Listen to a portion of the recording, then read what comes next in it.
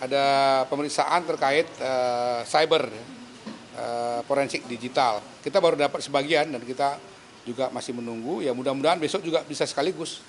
Kalau nggak terpaksa kita tunggu lagi untuk melengkapi bahan-bahan terkait dengan komunikasi di antara orang-orang yang ada dalam tempat kejadian perkara itu maupun yang terkait dengan TKP itu. Status Baradae udah tersangka Pak, uji balistik masih dilakukan Pak? Oh iya, gini, tugas Komnas HAM ini ada dua, ya banyak orang perlu dikasih penjelasan. Pertama, sesuai dengan Undang-Undang 39 1999 itu melakukan penyelidikan pemantauan. Kalau ada dugaan pelanggaran HAM ya, bukan pelanggaran HAM berat. Kalau HAM berat itu kaitannya dengan Undang-Undang 26 tahun 2000. Pemantauan penyelidikan. Di samping itu kan ada dugaan penyiksaan, itu juga ada konvensi internasional tentang anti penyiksaan. Nah, yang tidak kalah pentingnya dalam hak asasi itu ada yang disebut sebagai access to justice. Setiap orang memiliki hak untuk mendapatkan keadilan hukum. Ditandai dengan apa? Fair trial. Jadi kita kaitkanlah itu dengan tugas yang satunya lagi, pengawasan. Apakah proses penyelidikan dan penyidikan termasuk nanti proses peradilannya itu berjalan dengan fair atau tidak? Kalau misalnya ada yang tidak fair, maka kita katakan itu sebagai pelanggaran hak asasi. Tapi kalau dia berjalan dengan fair, maka berarti seluruh norma hak asasi terkait dengan fair trial, access to justice itu dipenuhi. Dalam ranah itu kami bekerja. Tentu berbeda dengan tim sus dan penyidik. Nah sekarang tim sus, penyidik sudah menyatakan Baradae terjadi yang menembak. Gitu. Walaupun kami tentu harus mencari lagi keterangan-keterangan dan bukti-bukti lain apakah dia sendiri. Itu pertanyaan. Tapi sekarang dengan ditetapkan sebagai tersangka, ya menurut kami itu adalah wewenang dari penyidik dan kita tentu menghargai sejalan juga dengan temuan kami bahwa memang dia mengakui penembakan itu. Pak, terkait status Baradae kan sekarang sudah tersangka dan ditahan. Apakah ini tidak mengganggu proses penyelidikan dari Komnas HAM? Tidak. Tugas Komnas HAM sekarang memastikan apakah Baradae itu ya diperiksa dengan benar. Tapi seperti saya katakan prinsip pre-trial, Komnas ini punya perjanjian kerjasama antara Komnas HAM dengan Kapolri. Saya tanda tangan dengan Pak Listio, sebelumnya dengan Pak Idam Aziz, dengan Pak Tito, kita tanda tangan. Apa salah satunya? Adalah menghindari terjadinya pelanggaran terhadap konvensi anti torture, anti penyiksaan. Itu di mana bisa dilihat? Dalam proses pemeriksaan hukum misalnya, apakah ada tindakan-tindakan yang bertentangan dengan asasi manusia? Itu kita akan tetap awasi.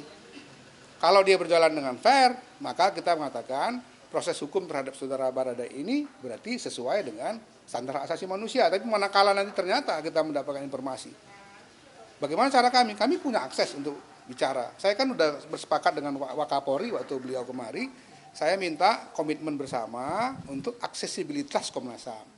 Jadi kalau kami mau tahu apakah orang yang diperiksa itu sudah sesuai dengan standar hak asasi manusia apa enggak, kami bisa datang ke sana mengetahui itu, ngecek gitu. Misalnya apa? Berkali-kali kejadian orang diperiksa dengan tindak kekerasan, enggak boleh. Harus menggunakan pendekatan saintifik, pendekatan yang betul-betul tidak menggunakan aspek-aspek kekerasan. Nanti kalau Baradae mau dipanggil lagi untuk keterangan, apa ini tidak menghambat gitu?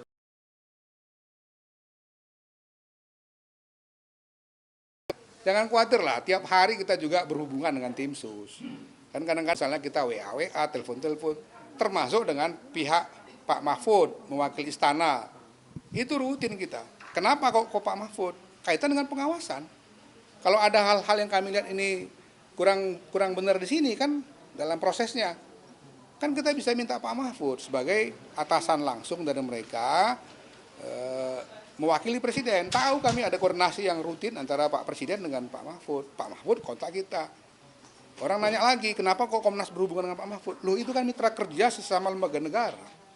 Memang Komnas HAM boleh kerja sendiri kan? Tidak. Komnas HAM ini lembaga negara. Presiden, kementerian, kepolisian, TNI itu lembaga negara. Jadi kita koordinasi itu adalah koordinasi antar lembaga negara. Pak, ada rencana untuk menghubungi Presiden juga ya, secara langsung?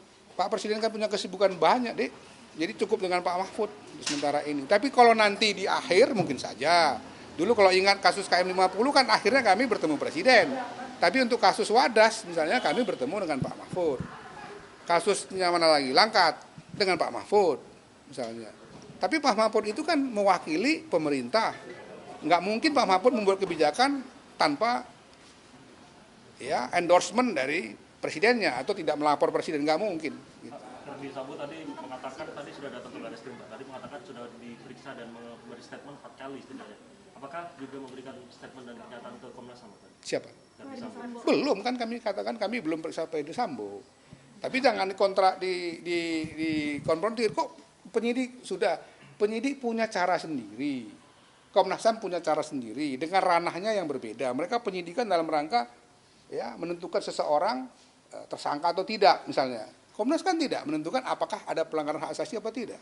Metodenya beda. Tujuannya beda. Dalam arti ranahnya yang berbeda. Tapi apakah ini bersaing? Ya enggak.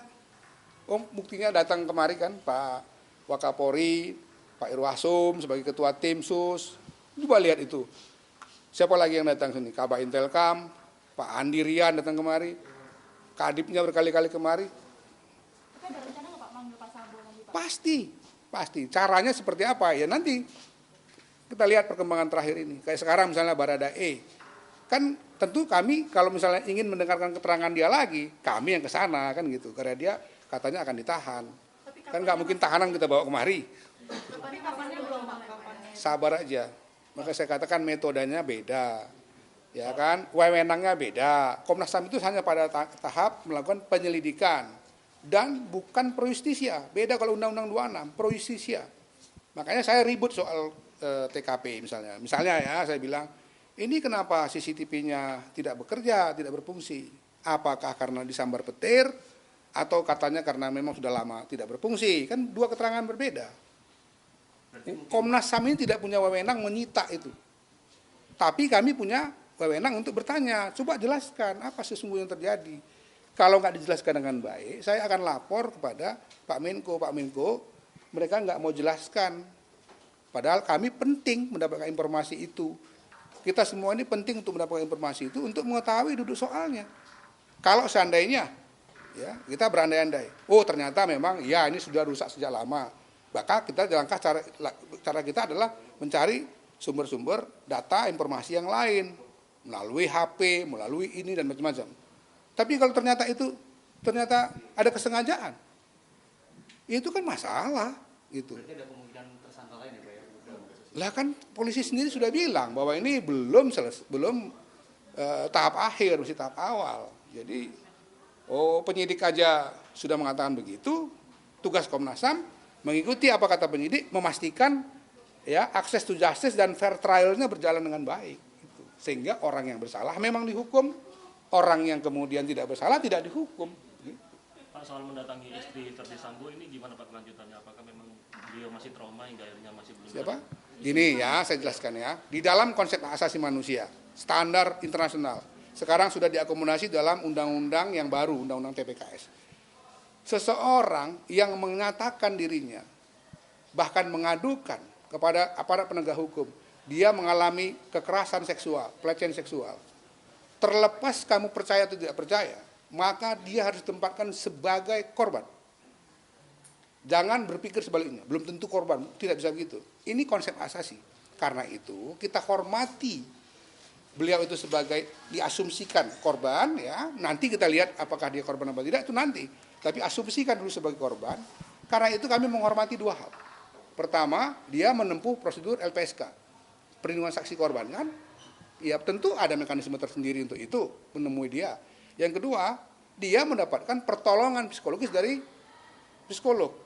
Ya, kalau psikolognya masih mengatakan belum bisa diperiksa, ya tentu tidak boleh Komnas HAM sebagai lembaga asasi tidak menghormati ya yang disebut sebagai tata etika hak asasi manusia terhadap orang yang mengadukan nasibnya, mengadukan masalahnya sebagai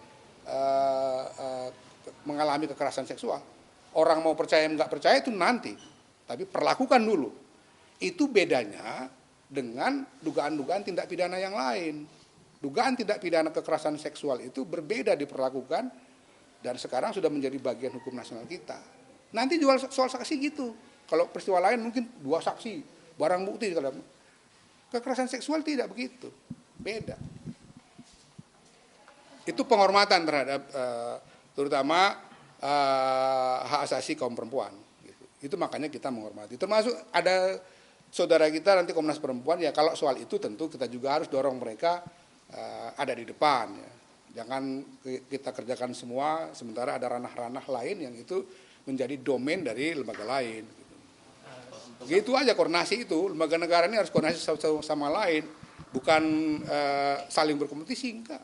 Coba aja lihat dengan pihak tim sus, dengan penyidik, segala macam, kan mereka diminta datang kemari, enggak ada apa-apa. Untuk schedule besok uji balistik itu akan ada pemeriksaan lagi atau gimana? Iya, nanti tergantung dong. Ya. Iya, kan begini, kita dapatkan data, dari data itu kita kaji dengan tim kita. Oh ternyata ini ada pertanyaan yang harus kita tanya lagi, ini A, B, C, D, ya kita tanya. Sama seperti saya katakan, kami kan mendapatkan CCTV, situ tergambar begini, begitu segala macam.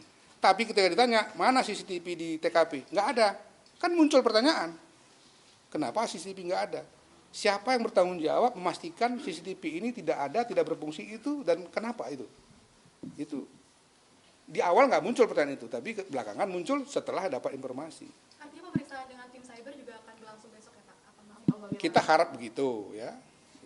Berarti puslapor sama. Iya, kita harapkan begitu. Kan mereka janji minggu depan, minggu lalu bilangnya ya. Itu minggu lalu dia bilang minggu depan sesi kedua kan gitu. Ya minggu depan itu kan berarti sekarang. Ya kita tunggu. Ya. Berarti agendanya uji balistik lalu kemudian juga ada penambahan dari agenda siber Yang sudah dijanjikan kami tunggu. Kalau janjinya nggak dipenuhi, saya lapor atasan. Saya akan bilang anak buahmu tidak komit dengan kesepakatannya. Nggak susah. Di awal Pak Wakapolri datang kemari, saya minta Pak transparansi dan akuntabilitas. Ini banyak orang kritik Komnas HAM. Kenapa expose? Dari awal disepakati akuntabilitas dan transparansi. Kalau kami sembunyi-sembunyi kan orang ribut. Kesepakatannya ini. Yang kedua, saya katakan Komnas akan imparsial. Jadi itu sudah menjawab pertanyaan, kenapa Komnas tidak masuk dalam tim sus? Karena kami imparsial. Apa karena nggak percaya polisi? Bukan, undang-undang bunyinya begitu. Gitu loh. Undang-undang bunyinya Komnas HAM harus bekerja independen karena dia lembaga independen, lembaga negara independen. Yang kalian harus tahu juga, kami itu di asesmen oleh Badan PBB. Kalau Komnas HAM tidak imparsial, grade-nya turun dari A ke B, yang rugi bangsa ini. Itu saya katakan waktu konferensi pers di pertama kan. Yang berikutnya saya katakan waktu itu, ya minta supaya aksesibilitas Komnas HAM terhadap apapun yang kami inginkan, data, bahan, informasi, orang yang mau dipanggil dan macam-macam itu dijamin, dipastikan. Kan iya sepakatan itu. Saya bicara, Pak Gatot bicara. Itu komitmen di depan publik semua. Rakyat Indonesia nonton itu, breaking news di beberapa televisi. Sekarang kalau seandainya tiba-tiba ada komitmen itu yang misalnya kurang tepat gitu, ya saya kan bilang sama atasannya, ya kan? Dengan cara apa? Ya tentu cara hubungan antar lembaga, ya nggak nuding-nuding orang sembarangan, tentu kan bisa, apakah melalui surat atau melalui menyampaikan kepada atasannya supaya mengingatkan bawahannya, gitu. Ya gampangnya salah satu saya bilang, saya akan sampaikan Pak Mahfud kelihatannya itu ada nggak 17 yang dipakai apa? Brigadir Baradae buat nembak. Masuk sampai senjata-senjata. Sabar dulu. Siapa? Ini ada jenazah yang sedang diperiksa, ya kan? Semestinya sudah dibuat kesimpulan, tapi kemudian karena ada perbedaan pendapat, apa yang terjadi? Ya kan? Ini kalau kita semua kita nggak percaya. Saya nggak percaya ini. Lama-lama kita nggak percaya sama diri sendiri nanti kan? Kalau saya, apapun itu, lembaga-lembaga resmi ini tolong dipercayai, tapi awasi juga kerjanya. Gitu. Nanti dari otopsi ulang itu akan ketahuan, ya lubang peluru berapa ukurannya. Kalau itu berarti dari diuji dengan kaitkan dengan uji balistik, nanti peluru jenis apa, senjata apa, bla bla segala macam. Jadi sekarang ini ada yang bilang ini itu senjata itu biarin aja dulu. Nanti berangkat dari temuan hasil uji saintifik tadi gitu. Pak, hari Senin kemarin kan Pak Anam sempat bilang ada gambar yang memperkuat konstruksi kejadian di Magelang dan berkaitan Kan bahwa ada perjalanan dimulai dari Magelang. Sebelum perjalanan itu bagaimana mereka ya di situ misalnya kan ada anniversary dan macam baik-baik semua gitu. Jadi intinya ingin menggambarkan bahwa di Magelang mereka baik-baik aja, nggak ada masalah apa-apa. Kemudian berangkatlah rombongan Ibu PC dengan beberapa ajudan, asisten rumah tangga. Sementara kan kami sudah katakan Pak Sambo itu berangkat dari tempat yang berbeda. Sebelumnya kami katakan tanggal 8, tapi data berikutnya yang kami temukan valid sekali, dari tiket yang kami dapatkan itu tanggal 7 pagi. Tapi yang pasti tidak bersama seperti selama ini digambarkan, kan seolah-olah mereka satu rombongan semua. Itu clear. Nah, sampai di rumah pribadi, bukan di rumah dinas, sampai di rumah pribadi, Pak Sambo sudah duluan ada di rumah itu. Pak ajudan itu ke rumah dinas.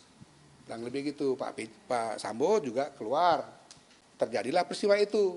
Kita nggak bisa menelusuri lebih jauh karena semata-mata sementara ini hanya mengandalkan keterangan orang-orang, Baradae, Ricky, Ibu, kan gitu. Sementara persisnya apa? Apa yang terjadi? Sulit sekarang ini karena katanya CCTV-nya tidak berfungsi. Kurang lebih gitu. Nanti kita telusurin ini. Anniversary Bayangkara itu ya Pak? Enggak, pribadi mereka lah sebagai suami istri. Jadi artinya yang dimaksud Pak Anam itu ingin menggambarkan di Magelang itu tidak terlihat ada masalah apa-apa. Mereka rombongan dengan mobil berangkat baik-baik saja, tercover semua dalam CCTV itu, sampai di rumah pribadi pun baik-baik saja, nggak ada kelihatan apa-apa. Mereka kemudian berpindah ke rumah dinas. Di situ baru terjadi. Nah, di rumah dinas katakan CCTV-nya tidak berfungsi. Harus dicari, selain keterangan-keterangan orang ini, selain dicari bukti-bukti lain. Berarti Pak Sambo pulangnya hari Kamis ya Pak? Iya, awalnya kan kita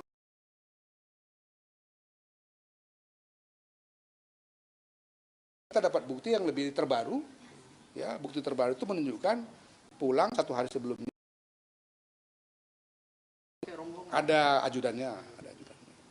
Pak, izin mempertegas lagi yang tadi yang upaya menilai itu Polri atau Mabes, Pak? Ya tergantung siapa yang kita anggap perlu bukan diperiksa.